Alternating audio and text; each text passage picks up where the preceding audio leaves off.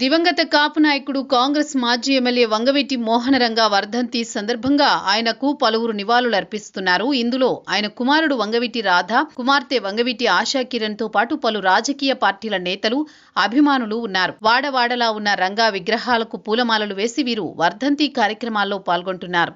ఇదే క్రమంలో వైఎస్ఆర్సీపీ అధినేత వైఎస్ జగన్ రంగాను గుర్తు చేసుకుంటూ ఓ ట్వీట్ చేశారు. పేద ప్రజల సమస్యలను తమ సమస్యలుగా భావించి వారి గొంతుకగా నిలిచిన గొప్ప నాయకుడు వంగవీటి మోహనరంగ. ఆయన వర్ధంతి సందర్భంగా నివాళులు అంటూ వైఎస్ జగన్ ట్వీట్ చేశారు. గతంలో పలుమార్లు వైఎస్ జగన్ రంగాను గుర్తు చేసుకుంటూ ట్వీట్లు పెట్టినా ఈసారి ట్వీట్కు మాత్రం ఓ ప్రత్యేకత ఉంది. వంగవీటి రంగా వారసుడిగా భావించిన రాధాకృష్ణ గతంలో పార్టీని వీడిన తర్వాత ఆయన స్థానంలోకి వచ్చేందుకు సోదరి ఆశాకిరణ్ ప్రయత్నాలు చేస్తుండడమే. గతంలో వంగవీటి రాధ వైఎస్ఆర్సీపీలో కొనసాగారు.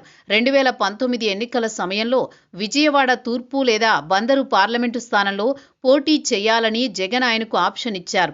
కానీ ఈ రెండింటినీ కాదని తనకు విజయవాడ సెంట్రల్ టికెట్ కావాలని పట్టుబట్టారు. దీంతో అప్పటికే ఆ టికెట్ సీనియర్ నేత మల్లాది విష్ణుకు ఖరారు చేసినట్లు జగన్ చెప్పేశారు. ఈ నేపథ్యంలో కొంతకాలం సైలెంట్గా ఉన్న రాధ ఆ తర్వాత వైసీపీని వీడి టీడీపీలో చేరారు.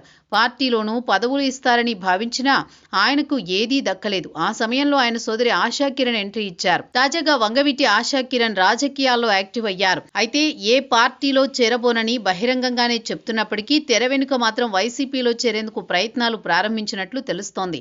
దీంతో ఆమె ఎంట్రీ విషయంలో జగన్ గ్రీన్ సిగ్నల్ ఇచ్చినట్టు తెలుస్తోంది. అందుకే జగన్ రంగాపై చేసిన ట్వీట్ ఇప్పుడు వైరల్ అవుతోంది.